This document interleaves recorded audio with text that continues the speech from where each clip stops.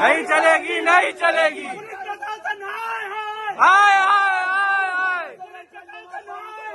हाय हाय हाय हाय। बंद करो, बंद करो,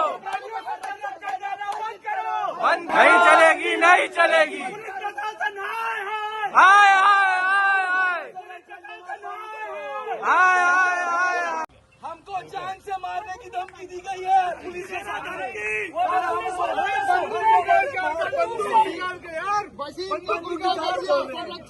चित हो रही है, तो क्या आप ये सरकार की ओर से इस तरह का हमको आश्वासन दे सकते हैं कि पत्रकार इस प्रदेश में मारे नहीं जाएंगे, कम से कम जो है उनको कोई गोली मारने की इस तरह धमकी तो नहीं दे पाएगा? निश्चित रूप से जो भी पत्रकारों को गोली मारने के लिए बोलेगा या गोली मारने का प्रयास करेगा वो मिट्टी मिला दिया जाएगा। पत्रकारों के साथ हम हैं। ठीक है, हम कल का इंतजार कर रहे हैं। चलिए ठीक है सर, हम कल का इंतजार करेंगे आप लोगों की कार्रवाई का।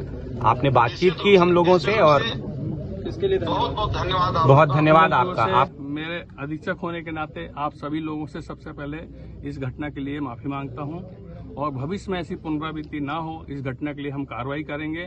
और जो अगर व्यक्ति जिसमें जो शामिल हुआ है उसके ऊपर पुलिस प्रशासन से भी लगेगा, शासन लेवल पे भी तो हम कार्रवाई करेंगे। और दूसरी जो कॉलमी सर्विस के जिसका टेंडर है उसके लिए हम निरस्त करने की और इसकी कार्रवाई करने की अनुशंसा लिखेंगे। और पत्रकारों के प्रवेश के लिए क्या व्यवस्था करेंगे वो भी बताइए। बिल्कुल नहीं बताइए सर, कैमरे के साथ आप लोगों से आपकी व्यवस्था के अनुसार सब लोगों से सब लोगों से मेरा आप लोगों से सुनिए। अरे अभी प्रिंट मीडिया वाले भी हैं, इलेक्ट्रॉनिक मीडिया वाले हैं, सब लोगों से मेरा निवेदन है आप लोग जरूर आइए, है ना।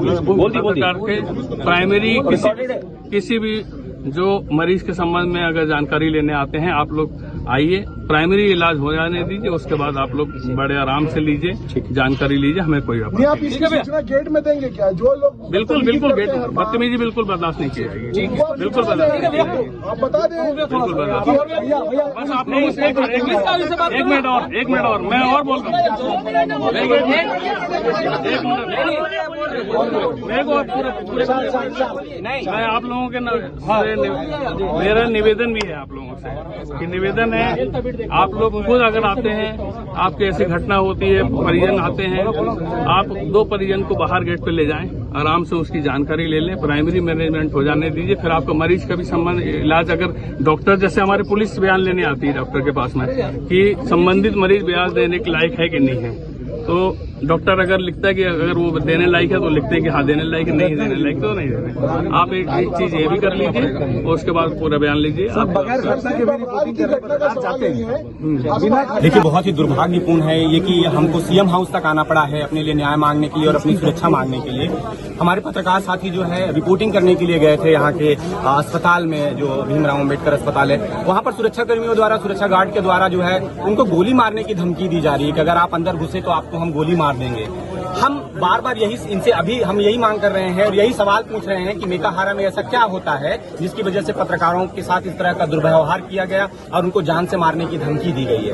और हम वहां पर शांतिपूर्ण तरीके से अपनी बात रख रहे थे। हम चाह रहे थे कि वहां के अधीक्षक आकर इस मामले में अपनी बात रखें, सफाई दें और क्यों ऐसा हुआ ये कारण बताएं, लेकिन वहां पर हमारी कोई सुनवाई नहीं हो रही थी। वहां पर न पुलिस हमारी सुनवाई कर रही थी, उल्टे पुलिस के संरक्षण में, पुलिस के साथ में, पुलिस के खड़े होने के बावजूद जो गुंडे हैं, जो अपराधी हैं, जो वहां पर जो इस तरह का कार्य कर रहे थे, वो पत्रकारों को मारपीट कर रहे थे, पत्रकारों को धमका रहे थे वहां पर। तो हम न्याय की मांग करने के लिए, न्याय की गुहार करने के लिए हम सीएम हाउस आए हैं और ये बहुत ही दुर्भाग्यपूर्ण है। मैं बार बार कह रहा हूं कि हमको न्याय मांगने के लिए, अपनी जान की सुरक्षा मांगने के लिए सीएम हाउस तक आना पड़ रहा है। उसके पहले हमारी समस्या का कोई समाधान जो है वो नहीं निकल पाया। कुछ पत्रकारों को चोटें भी आई है, कुछ पत्रकारों के शर्ट तक फाड़ दिए गए हैं। बिल्कुल, वहाँ पे पत्रकारों बता दो, वही पत्रकारों के साथ मारपीट, गुंडागर्दी की गई है वहाँ पर, गुंडागर्दी की गई है। क्यों की गई है? मैं बार बार यही सवाल पूछ रहा हूँ कि क्यों की गई है वहाँ पर? ऐसा क्या होता है मेकाहारा में?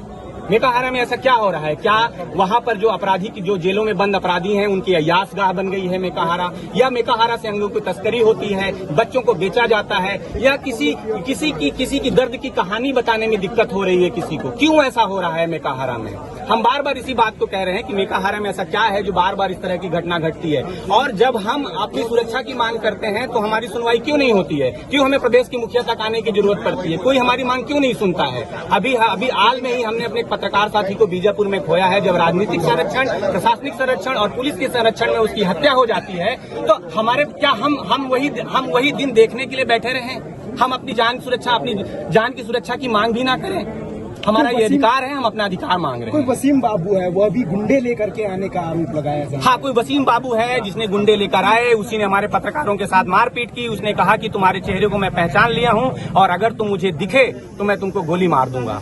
अभी क्यों इतनी हिम्मत आ रही है किसी व्यक्ति में? रायपुर राजधानी के अंदर अगर ये हाल है पुलिसिंग का, और गुंडे किस्म के लोग, अपराधी किस्म के लोग, इनको लाइसेंस जिनको दे दिया गया है, वो लोग अगर पत्रकारों के साथ इस तरह की धमकी कर रहे हैं जानबूझ के, आम आदमी का जीना किस तरह का होगा? हो रही है तो क्या आप ये सरकार की ओर से इस तरह का हमको आश्वासन दे सकते हैं कि पत्रकार इस प्रदेश में मारे नहीं जाएंगे? कम से कम जो है उनको कोई गोली मारने की इस तरह धमकी तो नहीं दे पाएगा?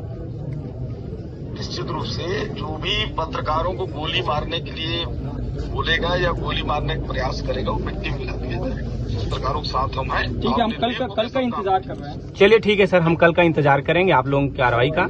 आपने बातचीत की हम लोगों से और इसके लिए बहुत बहुत धन्यवाद। बहुत धन्यवाद आपका।